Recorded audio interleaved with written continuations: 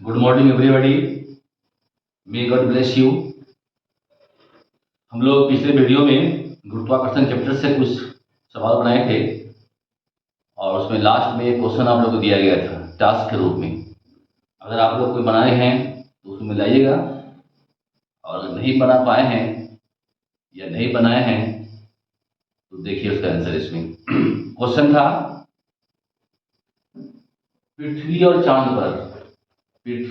चांद के बीच या पृथ्वी द्वारा चांद पर लगाया गया गुरुत्वाकर्षण बल या गुरुत्व बल का मान निकालना है आपको, जिसमें पृथ्वी का मास मालूम है, चांद का मास मालूम है, दोनों के बीच का डिस्टेंस मालूम है और जी का वैल्यू भी आपको मालूम है।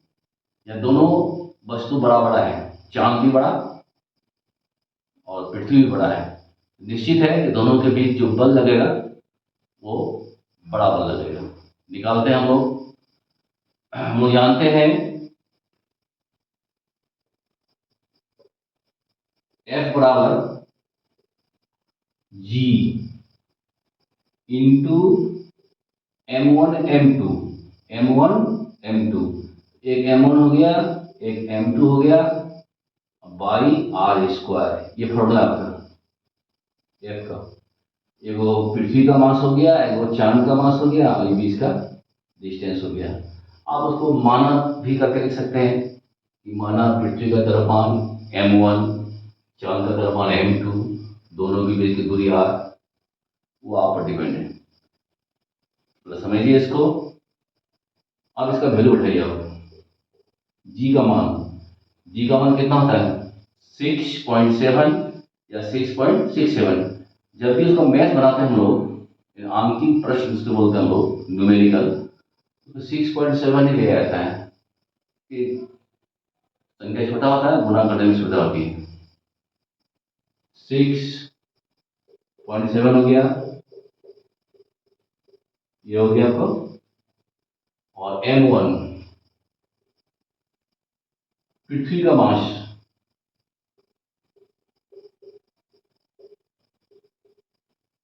M2 चांद का मास,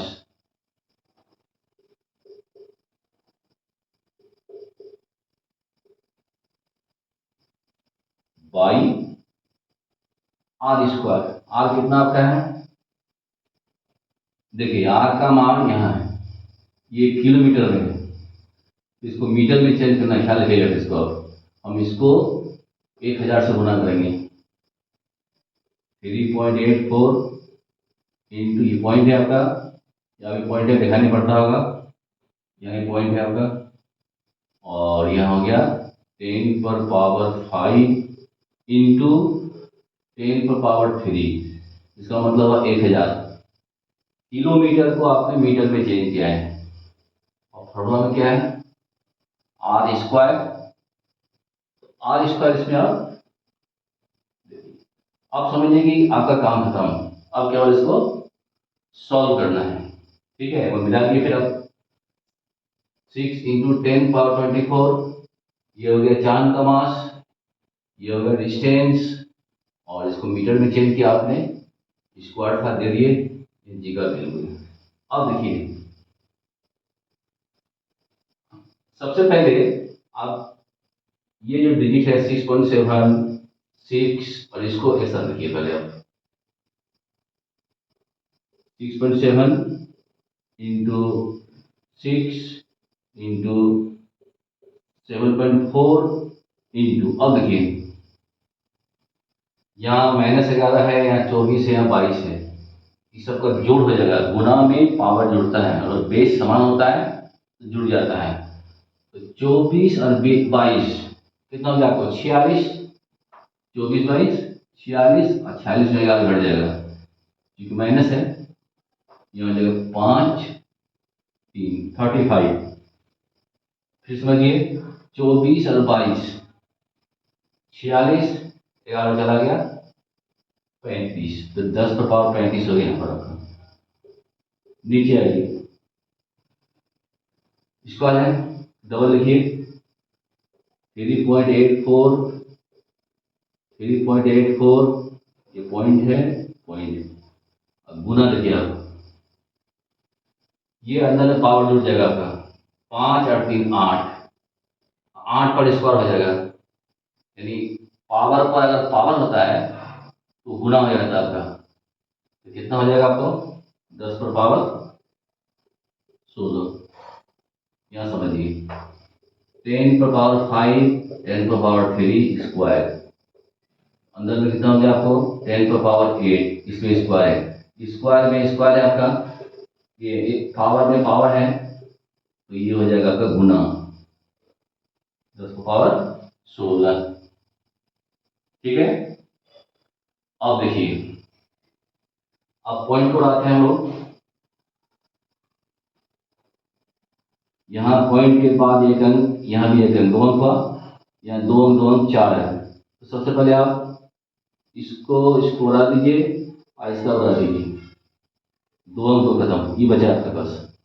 इसको क्या कीजिए आप, पॉइंट के लिए 1, इसके पीछे 2 डिजिट है, 2 0, ये भी आपका कैंसिल हो गया। देखिए अब क्या बचा आपका बोले तो, अब हो गया आपका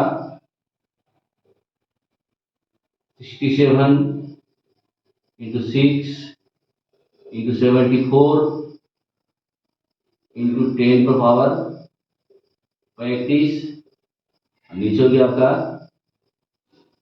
384। उतार रहे हैं केवल, कोई नया काम नहीं कर रहे हैं।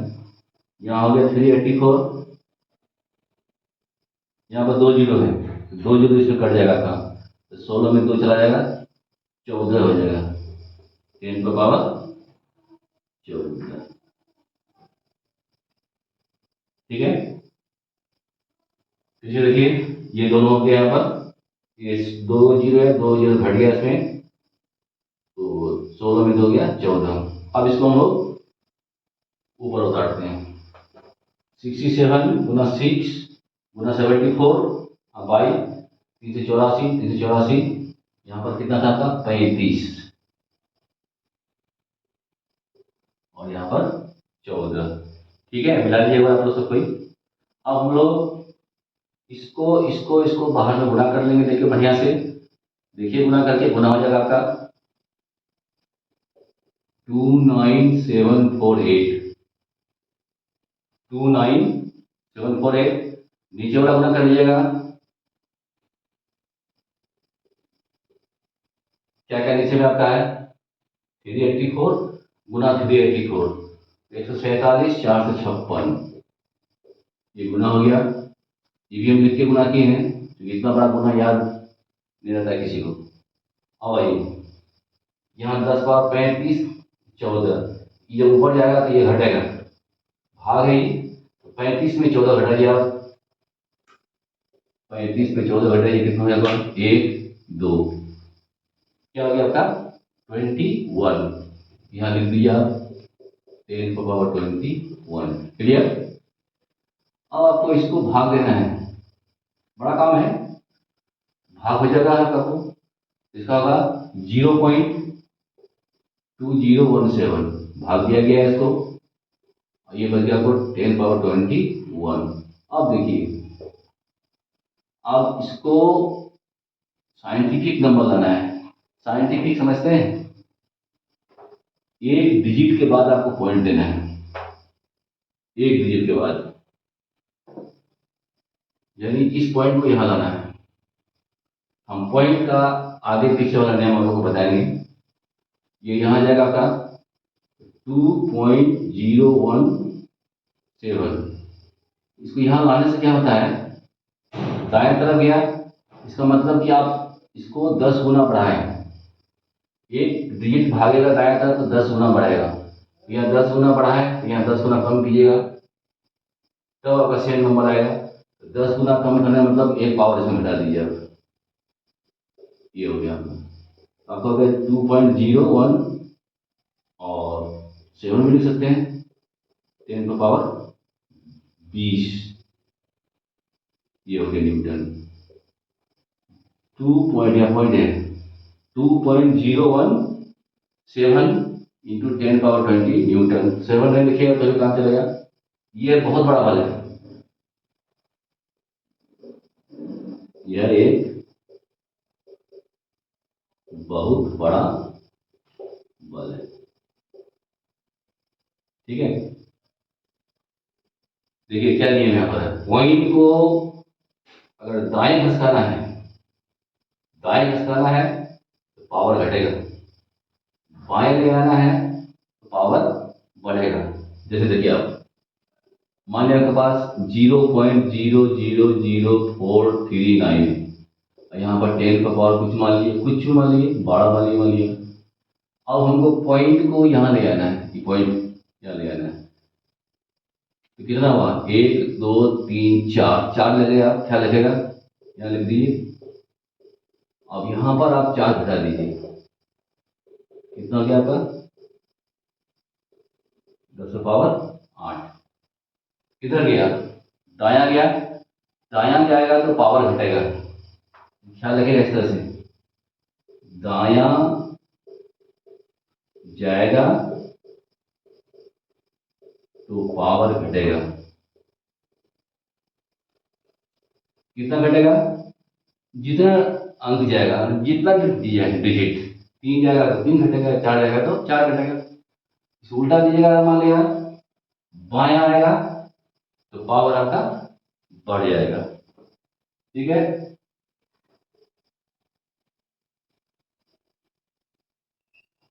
इसका हम मैथ में क्लास लेने के दिन उसने बताया को बढ़िया सबको, आज का प्रैक्टिस भी करवाएंगे आप लोग। ठीक, तो यह एक बहुत बड़ा बल हो गया। ठीक है, नेक्स्ट क्वेश्चन आप लोगों के लिए, गुरुत्वीय त्वरण या एक्सीलरेशन ड्यू टू ग्रेविटी की परिभाषा दें। यानी अगर कोई वस्तु ऊपर से नीचे गिरता है उस समय उसका एक्सीलरेशन ड्यू टू ग्रेविटी क्या होता है, उसका आपको डेफिनेशन देना है। ठीक है, तो इसका डेफिनेशन दिया है, देखिए आप लोग, स्वतंत्रता पूर्वक यानी फ्री फॉलिंग, कोई रुकावट नहीं है बीच में। ठीक है, यहाँ हवा को भी नगण्य मान लिया जाता है। तो स्वतंत्रता पूर्वक गिरते हुए किसी वस्तु पर गुरुत्व बल के कारण जो त्वरण उत्पन्न होता है उसे गुरुत्व त्वरण हम लोग कहते हैं। यानी पृथ्वी किसी वस्तु को जो खींचती है तो उस वस्तु के वेग में वृद्धि होता है। आप लोग गति के चैप्टर पढ़े होंगे, वेग की परिवर्तन की दर को कहते हैं त्वरण हम लोग। अगर किसी वस्तु का वेग पहले 10 मीटर प्रति सेकंड है, बाद में अगर मान लिया 25 मीटर प्रति सेकंड हो गया तो इसका मतलब वेग में वृद्धि हुआ, तो उसका रेट जो होता है वो होता है त्वरण, जिसको इंग्लिश में बोलते हैं हम लोग एक्सीलरेशन। ठीक है, तो यहाँ पर भी जब कोई वस्तु हमारे यहाँ है और ये पृथ्वी हो गया, ठीक है, यहाँ पर वस्तु का वेग जो है जिसको बोलते हैं हम लोग इनिशियल वेलोसिटी 0 है, प्रारंभिक वेग। जैसे जैसे वो नीचे आएगा, नीचे क्यों होता है मालूम आपको, कि पृथ्वी खींच रही है तो इसके वेग में वृद्धि हो जाता है। यहाँ पर v का मान होगा, कुछ होगा, समथिंग जो भी हो, यहाँ हो जाएगा, तो वेग में वृद्धि हुआ। इसको टाइम से भाग दीजिएगा आप, ये हो गया आपका गुरुत्वीय त्वरण। क्योंकि गुरुत्व बल के कारण जो त्वरण उत्पन्न हुआ उसको बोलते हैं हम लोग गुरुत्वीय त्वरण। इसको आप जी से सिद्ध करेंगे, इसे जी, स्मॉल जी है और वो था बड़ी जी, दोनों जी में अंतर है, इसे जी से सूचित किया जाता है। देखिए, इसको समझने के लिए अगर मान लीजिए छत में कोई पत्थर है या कोई ईंट का टुकड़ा है, उसमें उसका वेग 0 हो गया, वो ईंट का टुकड़ा यानी हाथ में मान लिया है ये ईंट का टुकड़ा है, ये अगर नीचे गिर जाएगा आपको अंगूठा में चोट लगेगा। इससे क्या मतलब हुआ, ये तो वेग अभी इसका 0 है, जो नीचे गिरेगा क्यों, तो इसके वेग में वृद्धि होगी और वो जाके हिट करेगा अंगूठा में तो आपको चोट आएगा। ठीक है, फिर देखिए, स्वतंत्रता पूर्वक गिरते हुए किसी वस्तु पर गुरुत्व बल के कारण जो त्वरण उत्पन्न होता है उसे गुरुत्व त्वरण कहा जाता है। इसको स्मॉल जी से सूचित किया जाता है। ठीक है, इसका वैल्यू भी निकाला जाएगा। हम लोग इसके पहले पढ़ेंगे स्मॉल जी और बड़ी जी, 2 जी हुआ, उसका मान हम लोग निकालेंगे। तो स्मॉल जी और बड़े जी में क्या संबंध है वो देखते हैं हम लोग, ठीक है।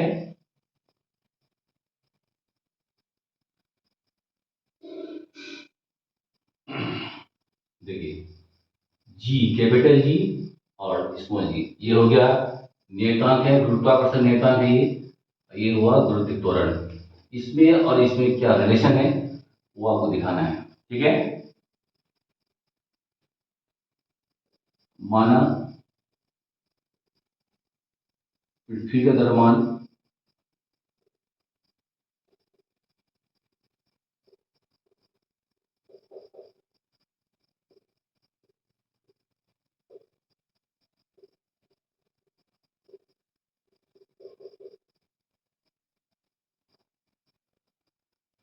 मान लीजिए पृथ्वी का द्रव्यमान m और त्रिज्या r। अब पृथ्वी की सतह से कुछ दूरी पर 1 मीटर 2 मीटर 3 मीटर, इसको मान लेते हम लोग नगण्य, उसका कोई वैल्यू नहीं है, उसको मान लीजिए वहीं वस्तु मान लीजिए, उसका द्रव्यमान को स्मॉल m मान लीजिए। देखते हैं यहाँ पर पृथ्वी की सतह से नगण्य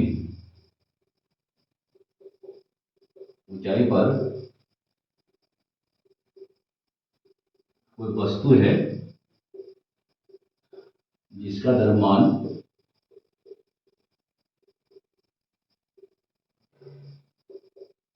बराबर m है, जैसे मान लिया ये अर्थ हो गया आपका और यहाँ पर है वस्तु, अर्थ का मास m होता है, इसके मास को छोटे मान लेते हैं। अब देखिए इसकी दूरी कितना होता है, अर्थ का जो रेडियस है आपका, अर्थ का जो रेडियस होगा r, वही आपका दूरी होगा, क्योंकि ये दूरी बहुत कम है, इसके सामने इसका कोई वैल्यू नहीं है। इसलिए कहता है पृथ्वी की सतह से नगण्य ऊंचाई पर एक वस्तु है जिसका मास मान लिया हम लोग छोटी है, ठीक है।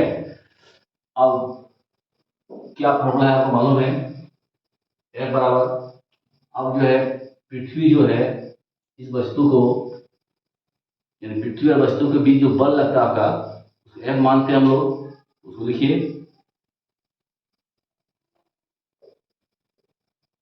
पृथ्वी द्वारा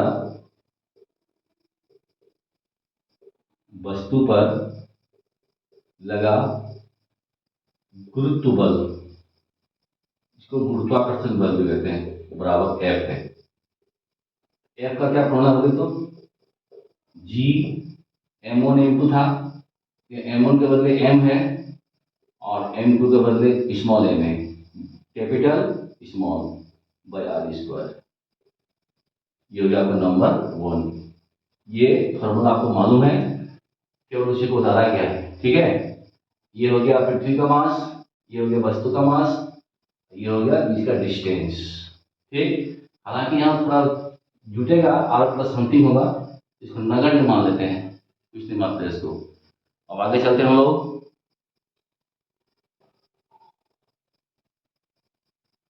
देखिए यदि गुरुत्वीय त्वरण G हो तो वो है न्यूटन के द्वितीय, या द्वितीय लिखा हुआ है, यानी दूसरा न्यूटन के द्वितीय गति के नियम के अनुसार, गति के नियमानुसार, ठीक है। न्यूटन के गति में के नियम में क्या था, दूसरा नियम में F बराबर m ए सिद्ध हुआ था, F बराबर m ए। अगर कोई वस्तु यहाँ है, ये जमीन है, मान लिया एक वस्तु है, यहाँ आपने फोर्स लगाया F, इसका मास मान लिया m है, इसमें अगर एक्सीलरेशन a हुआ है, हम लोग F बराबर m इंटू ए, ये फॉर्मूला तैयार किए हैं गति वाला चैप्टर में, ठीक है।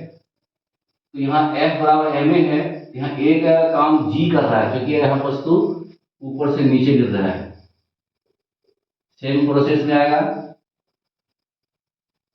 न्यूटन के द्वितीय गति के नियमानुसार F बराबर हो जाएगा आपका m गुना g। फिर समझेंगे आप लोग, यहाँ a के बदले g लिखा गया, क्यों? क्योंकि वस्तु ऊपर से नीचे गिर रहा है।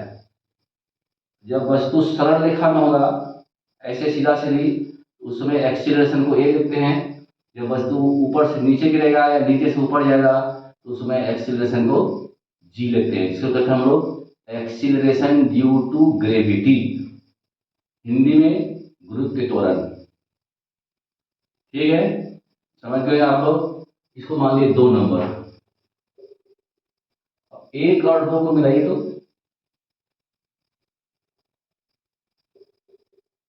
देखिए, 1 का यहाँ भी f है, यहाँ भी f है, ये दोनों बराबर, ये दोनों हो जाएगा आपका बराबर। ठीक है, लिखते हैं हम 1 और 2 से समीकरण 1 और 2 से यहाँ क्या आपका है mg, उसमें क्या था याद कीजिए आप, g m small m by r square. ठीक है, ये निकला गुरुत्वाकर्षण बल से, ये निकला न्यूटन की गति के दूसरे नियम से। ये भी फोर्स है, ये भी फोर्स है, दोनों उसी वस्तु पर लग रहा है, इसलिए दोनों हो गया आपका इक्वल बराबर। अब यहाँ देखिए, यहाँ से m कैंसिल, तो क्या बन गया आपका g बराबर, छोटे g बराबर बड़ी g into m by r square. यही है संबंध, यही है संबंध, g और g में यही संबंध है।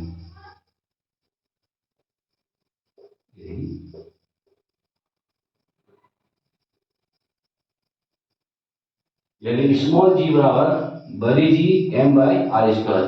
ठीक है, अब देखिए यहां समझिए एक बात, तो बहुत अच्छा टॉपिक है आपका।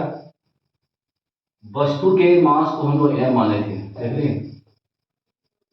अगर आप इस m के बदले में 40 kg का वस्तु ले रहे हैं, यहाँ भी 40 kg होगा, यहाँ भी, यहाँ दोनों 40 क्या होगा कैंसिल।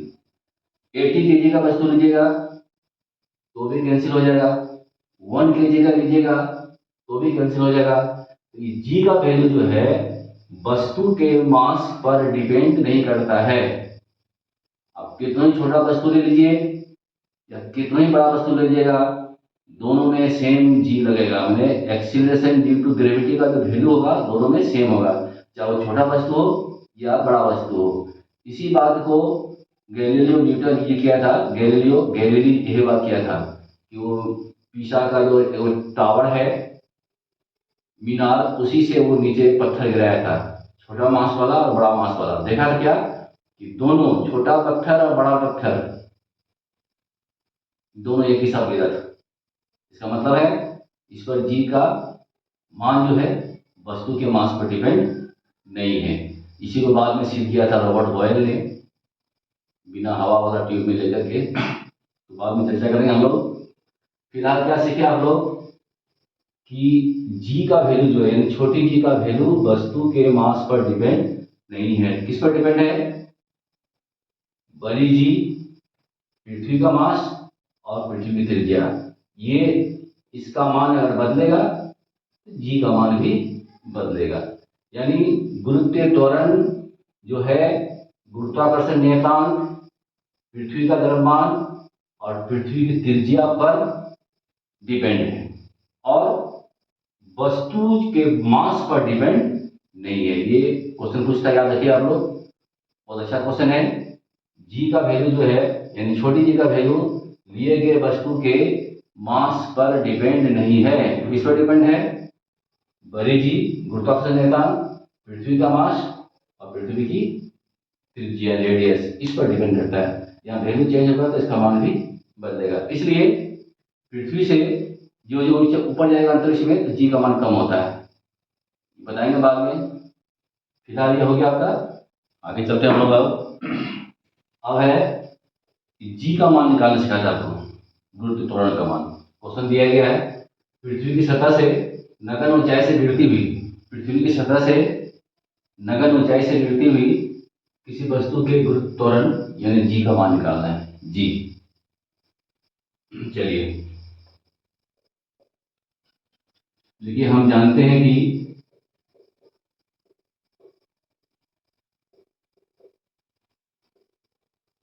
जी बराबर, अभी निकाले तो फॉर्मूला हम लोग, छोटी जी बराबर बड़ी G into M by R square. बस अब इसमें आप धीरे धीरे सबका मान बैठाते जाइए। जी का कितना मान है 6.7, ये पॉइंट है 10⁻⁻11 इंटू मास, मास किसका, पृथ्वी का mass 6 into 10⁻24 kg, 6 into 10⁻24 by R square. R माने पृथ्वी की त्रिज्या, इसका वैल्यू होता है 6.4 इंटू 10⁻3 किलोमीटर। तो चेंज करना फिर आपको 6.4 इंटू 10⁻23, इसको आप चेंज कीजिए। 1 किलोमीटर में कितना मीटर होता है, 1000 मीटर, यानी 10⁻3 ये मीटर हो गया, और स्क्वायर टॉप ऑफ फॉर्मूला में, ठीक है। 6.7 इंटू 10⁻⁻11, 6 इंटू 10⁻24 बाई 6.4 इंटू 10⁻3, और ये हो गया मीटर में लाइन, इसलिए गुणा किए स्क्वायर। इसको आप हल कीजिए। फिर वैसे सेम प्रोसेस, इसको आप अपने तरीके से हल कर सकते हैं जैसे चाहे। हम इसको एक साथ लिखते हैं पहले, जिसमें 10 नहीं है, और यहाँ हो जाएगा 10 पर पावर कितना आपका 24 और 11, ये माइनस है, जुटेगा तो घटेगा, मतलब 24 में 11 हो जाएगा, 13 11 24 13, ठीक है। नीचे आइए, 6.4 डबल है,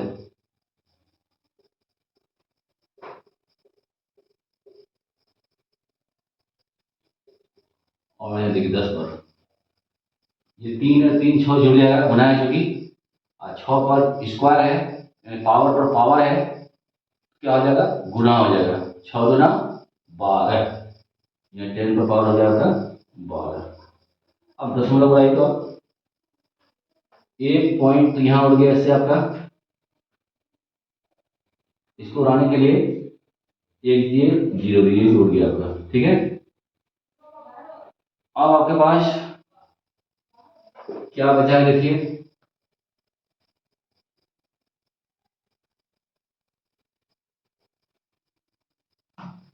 सिक्सटी 67 इंटू 6, नीचे में हो गया आपका, ये एक जीरो कट जाएगा, यहाँ हो जाएगा 11 आपका, यहाँ लिख दिए पहले 10 पर पावर 13, यहाँ हो गया 64 इंटू 64 बाई 10 पर पावर हो जाएगा आपका 11, ठीक है। मिलाइए एक बार, एकदम ठीक है। अब इसको हम लोग हल करेंगे, तो 67 को 6 से गुना कीजिए, 42 के 2 4, 36 4 40, नीचे हो जाएगा 64 गुना 64, स्क्वायर यानी 64 64 4096, ये हो गया आपका 40 96। अब यहाँ देखिए आप, ये 3 5 13 है या 11 है, 13 और 11, क्या हो जाएगा आपका 10 पावर 2, 13 में 11 गया 2 पावर, ठीक है। देखिए अब 402 को 4096 से आप डिवाइड कीजिए, 402 बाई 4096, इसका हो जाएगा आपका 0.098, 0.098, यहाँ 10 पावर 2। अब देखिए क्या करना है आपको, इस पॉइंट को यहाँ लाना है एक डिजिट के बाद, तो क्या घस का 2 घस का 9.8, अब यहाँ देखिए कितना हो जाएगा, 2 घस करेगा तो यहाँ 2 घटेगा आपका, यहाँ पर 2 घटेगा, घटेगा तो क्या हो गया, कैंसिल हो गया। 9.8 ये क्या हो गया, मीटर पर सेकेंड स्क्वायर। ठीक है, अब इसको यहाँ ऐसे भी समझ सकते हैं, देखिए 0.98 है, 0.098 है, 10^2 है, इसको आप 0.098 ये 100 हो गया आपका, गुना कर दिए इसको, कितना हो जाएगा आपका, जीरो कैंसिल हो जाएगा, 98 पर 2 जीरो। अब पॉइंट बैठाइए, 1 2 3, 1 2 3, यहाँ पॉइंट आ गया, जीरो का कोई वैल्यू नहीं, 9.8। आप ऐसे भी हल कर सकते हैं। और ऐसे में क्या दिक्कत है आपको, एक एक दो अंक इसका, 2 जीरो कैंसिल, खत्म हो गया ये सब, बच गया आपका 9.8 मीटर पर सेकेंड स्क्वायर। यानी 2 में 2 घटा तो 10 का पावर 0 हो गया, 10 का पावर 0 का मतलब हो गया 1। ठीक है, तो जी का कितना मान हो गया आपका, 9.8 मीटर पर सेकेंड स्क्वायर। ये कहाँ पर हुआ, पृथ्वी की सतह से थोड़ी दूरी पर हुआ, ज्यादा तो नहीं।